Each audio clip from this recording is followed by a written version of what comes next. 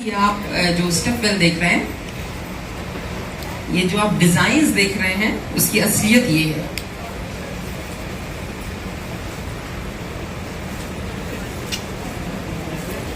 ये जितनी महिलाएं बैठी हैं, इसको जरा विशेष करके देख लें और यकीन जानिए, अगर हम लोगों से कहा जाए कि एक मटका लेकर के, एक घड़ा लेकर के नीचे चले जाओ और भरा हुआ घड़ा ऊपर लेकर के चले आओ, हम लोगों में से किसी की हिम्मत नहीं है। वो जो विशुद्ध हिंदी में कहते हैं ना, औकात नहीं है, वही वाली हालत है।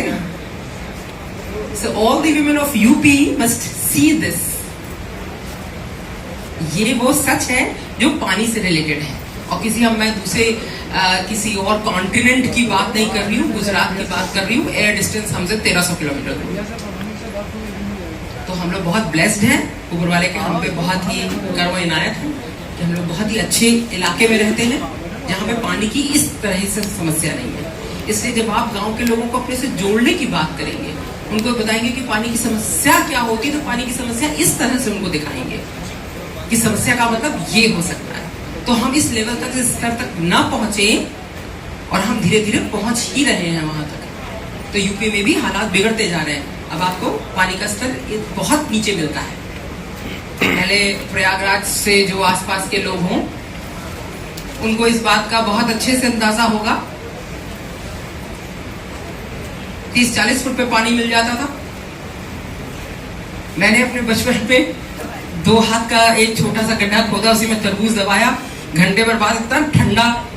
तो प्रयागराज का तो प्रयागराज हो, कहीं भी हो, कानपुर हो, बिठूर हो, कहीं का भी इलाका हो, हम लोग उस एरिया के पले बड़े हैं जहाँ पे पानी की समस्या हम लोगों ने देखी नहीं है।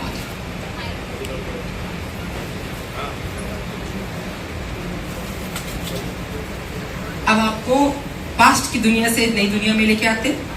अगर आप लोग ये सोच रहे हैं कि जल जीवन मिशन से पहले पानी के बारे में सरकार ने कभी कोई बात नहीं की, पानी के बारे में कहीं किसी सरकार में कोई बात नहीं हुई, तो ये बिल्कुल गलत सोच है। पानी के बारे में भारत सरकार ने 1961-66 से लेकर के इसको तो हम लोग रूरल डेवलपमेंट डिपार्टमेंट में ऐड करते थे। पानी के बारे में वो लोग काम करते थे ग्रामीण पेयजल पे। 72-73 में ARWSP आया। ARWSP के नाम से अगर आप लोग नहीं जानते होंगे, वो एक ऐसा प्रोग्राम जो जल निगम ने चलाया, और उस प्रोग्राम में हैंडपंप गाड़े गए। हैंडपंप की आप लोगों को स्थिति बता दूं, भारत सरकार की कोई भी बैठक होती थी तो सारे स्टेट्स के हेड्स आते थे, इसी तरह बैठते थे, और डायस पे भारत सरकार के सचिव और उनकी टीम बैठा करती थी। तो जब हम लोग की बारी आती थी यूपी वालों की, तो हम लोग जब खड़े होते थे अपनी बात बताने के लिए कि हमने पानी में सैचुरेशन में क्या क्या कर दिया और कितने हैंडपंप गाड़े, तो हम लोग को ऐसे बैठा दिया जाता था, बैठ जाइए, आप बैठ जाइए। मतलब हमारी बारी, हम कितना भी बड़े प्रदेश क्यों ना हो, हमारी बारी में हमें जिसको जलील करना कहते हैं, शुद्ध हिंदी में जलालत वाली बात, हम लोग वो झेलते थे। बैठ जाइए, आप बैठ जाइए। वो हमसे कहते थे, मुस्कुरा के, अरे यूपी है, आप लोगों ने क्या 2-4 लाख हैंडपंप और गाड़ दिए होंगे। इससे ज्यादा आप लोग की सोच ही नहीं है आगे बढ़ने की। और हमारे साथ जो स्टेट्स बैठे होते थे, गुजरात, हरियाणा, पंजाब, उनके सेक्रेटरी धीरे धीरे मुस्कुराते रहते थे कि अब यूपी वालों की है, वे लोग की बजेगी थोड़ी देर तक, अब आराम से बैठो। तो हम लोग उस पर्सपेक्टिव से हैं। 1990 का दशक जो था वो वाटर फॉर ऑल था, water for always and for all and always, सभी के लिए, हमेशा के लिए जल। जैसे दशक डिसाइड करता है यूएन, उसी तरह 1990 का दशक जो था वो पानी से रिलेटेड था। भारत सरकार से प्रधानमंत्री वहाँ पे शिरकत करने गए। जब लौट के आए तो उन्होंने ये जानना चाहा कि यूपी मतलब इंडिया में क्या हालत है। तो जब बीमारी की बात आई तो स्वास्थ्य मंत्रालय कह रहा था, सर हम बीमारी ठीक करने का काम हमारा है, लेकिन जो बीमारी पानी से होती है तो उसमें हम क्या कर लेंगे। अच्छा, तो रूरल डेवलपमेंट वालों को बुलाया, कहले सर हम पानी से क्या कर लेंगे, पानी हमने नीचे से लिया, हम कोई पानी बनाते तो है नहीं, वो तो जो नीचे पानी है, नीचे से पानी लिया और हमने हैंडपंप से दे दिया, अब वो गंदा है, साफ है सर, इसमें हम तो कुछ कर नहीं सकते। ठीक। भूगर्भ जल वालों को बुलाया गया, ग्राउंड वाटर, कि भाई आपका मंत्रालय क्या कर रहा है, उस पर पूछा गया कि भाई अच्छा आप लोग क्या कर रहे हैं। तो मैंने कहा सर ये तो नेचुरल रिसोर्सेज में हम क्या कर सकते हैं। तो सरकार को ये समझ में आया कि ओनरशिप पेयजल की कोई लेने को तैयार नहीं है, और चूंकि ओनरशिप कोई लेने को तैयार नहीं है इसलिए ये इशू रह गया है पीछे। भारत सरकार ने विश्व बैंक से बात की और विश्व बैंक ने 1996 में सबसे पहले एक प्रोग्राम लॉन्च किया जिसका नाम था स्वजल। स्वजल प्रोजेक्ट को इस तरह से लॉन्च किया गया था जिसमें कि 2-3 चीजों पे उन्होंने सिर्फ 3 बेसिक एरियाज पे फोकस किया था। Number 1, the concept of ownership, यानी कि स्वामित्व की भावना। स्वामित्व की भावना जानते हैं? ये मेरा है। इस भावना का मतलब समझते हैं क्या? इस भावना का मतलब क्या? इस भावना का मतलब ये कि अगर घर के बाहर सड़क बन रही है, पीडब्ल्यूडी डिपार्टमेंट बना रहा है, तो हमें कोई फर्क नहीं पड़ता है। ठेकेदार आया, उसने डाला, डांबर कितना है, कितने इंच है, कितने mm बढ़ना था, कौन कर रहा है। किसी ने पूछा, अरे हाँ सरकारी है, कुछ हो रहा होगा, दी है, मतलब बस हमें इतना है कि भाई जल्दी सूखे, भाई कपड़े खराब हो रहे हैं, हमें कैसे कैसे निकलना पड़ता है। अरे हम थोड़ा सा बाहर, ये हमारा बाहर आए, बाद में करेंगे की भावना। तो बाद में, अरे बाहर है बाहर। और अगर हमारे अपने घर में छत पड़ रही हो, और विशेषकर महिलाएं, ईंट गारा पत्थर हम जानते नहीं हैं, 1/4 का मसाला कि 1/8 का मसाला हम जानते नहीं हैं, लेकिन वहां फेटा मार के खड़े हो जाएंगे कि वो ठीक कर रहा है कि नहीं कर रहा है।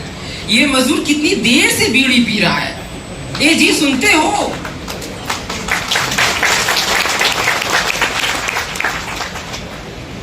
इसलिए ये स्वामित्व की भावना, क्योंकि मुझे मालूम है मेरा पैसा, मेरे पति का पैसा, मेरे परिवार का पैसा, एक एक पैसे का हिसाब रखते हैं।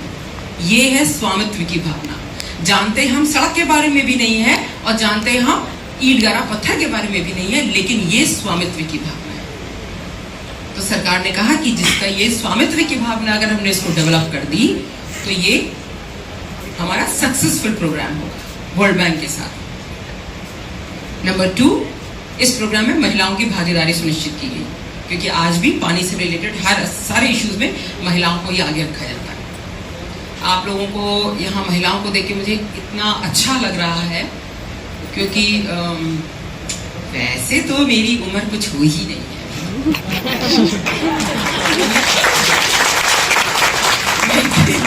आज से कुछ दशक पहले की बता रही हूँ, जब प्रधान आया करते थे हमारे महिला प्रधान, तो पहली ट्रेनिंग यही SIRD में हुई, तब ये बिल्डिंग नहीं थी। तो हम लोग के सेंट्रल हॉल में ट्रेनिंग हुई और इस तरीके का एक U शेप की टेबल पड़ी हुई थी और सारे पुरुष बैठे हुए थे। So when I entered, I said this program was for ladies। ये तो महिला प्रधानों का था। तो मैंने कहा महिला प्रधान कहाँ है इसमें? मैं अपनी उससे जूनियर से पूछा, मैंने कहा महिलाएं, आपने महिलाओं को नहीं बुलाया? बोले नहीं मैडम, इसे प्रधानपति हैं। सारे प्रधानपति सामने बैठे थे और मैंने कहा महिलाएं कहाँ हैं? बोले वो कुछ प्रधानपति नहीं आए हैं ना, कुछ एक आध तो जेठ हैं, एक आध तो देवर है, वो जो घूंघट में पीछे बैठी हुई है ना, वो सब प्रधान हैं। So it was such a difficult task, हमारे लिए इतना कठिन काम था उन पुरुषों से ये कहना कि सर आप लोग पीछे बैठिए, इन महिलाओं को आगे बैठने दीजिए। और फिर बाद में तीसरे दिन तक आते आते, तब ये ट्रेनिंग 1 दिन 2 दिन की नहीं होती थी, ये 5-5 दिन की रेजिडेंशियल ट्रेनिंग प्रोग्राम होती थी। हम लोग कहीं 4थे-5वें दिन तक जाते हुए उन महिलाओं का घूंघट, इतना इतना लंबा घूंघट यहाँ तक ला पाते थे।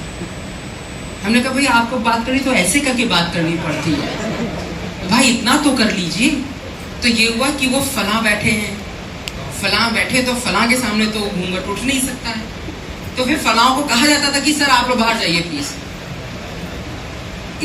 ये हम लोग उस इराद से लेकर के आज जब यहाँ आए और आप लोगों को मैं यहाँ देखती हूँ इस भागीदारी के परिप्रेक्ष्य में, तो मुझे बहुत ही सुकून मिलता है ये देख करके कि yes, we have finally changed.